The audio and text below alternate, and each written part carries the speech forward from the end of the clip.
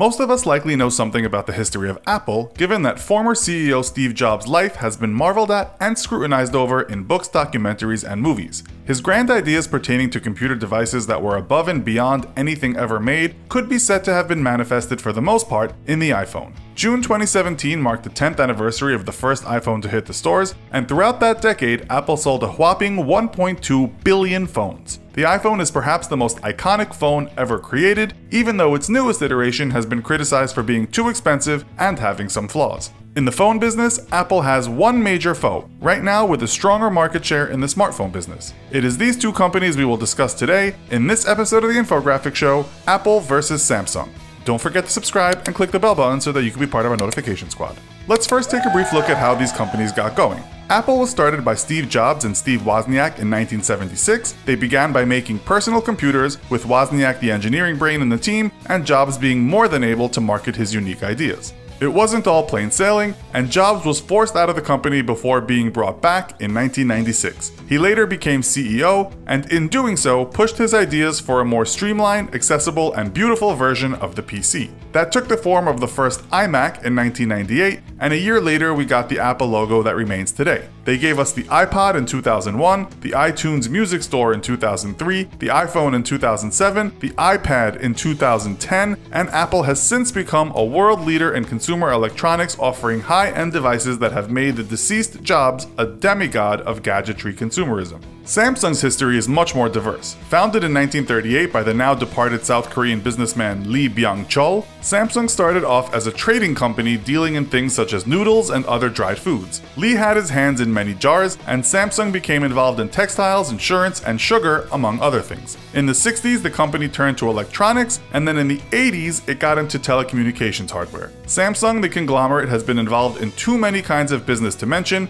but on Samsung Electronics website, the company now states its three major areas of business as being mobile solutions, home and media solutions, and ASIC and foundry services. The last part relates to processors and technology infrastructure. Samsung's first ever smartphone was the Samsung Galaxy S, released in 2010, which runs on the Android operating system. The first ever tablet released by Samsung, and the first ever Android tablet, was also released in 2010, and that was called the Galaxy Tab. Now, let's have a look at these businesses in terms of size, value, and profits. On the Forbes list of the world's biggest companies, Apple takes the 9th spot. It is also the highest placed company whose business is computers and electronics. Forbes has its sales for 2016 at $217.5 billion, profits at $42.5 billion, assets at $331.1 billion, and a total value of $752 billion.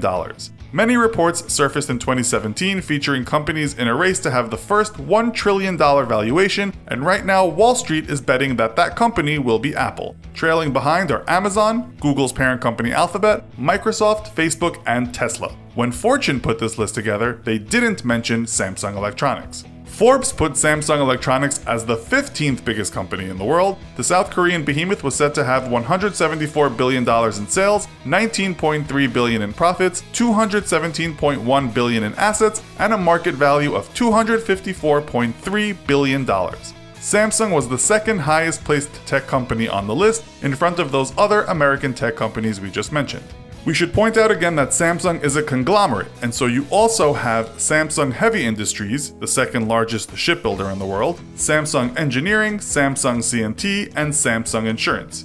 If you added up all of Samsung's businesses, then it would be bigger than Apple by a long shot. Samsung Electronics alone has a larger workforce, with its estimated number of employees to be 308,745 compared to Apple's 116,000. We might also mention that many of these employees are actually making electronic components for Apple. So while Apple seems to be destined to be the first $1 trillion company and arguably the most fashionable consumer electronics company out there, we must also shine some light on some of Samsung's accolades. The giant is not only responsible for around 20% of South Korea's economy, but it's beating the rest of the world in many areas. For 10 years now, it has been the world's largest manufacturer of TVs, with a 21.6% market share compared to LG's 11.9% market share in 2016. Samsung has also been the world's largest smartphone manufacturer since 2011, and in the second quarter of 2017 had a 22% market share compared to Apple's 11.2% market share globally. For a while in 2017, The Verge reported that China's leading smartphone maker, Huawei, had knocked Apple off the second spot.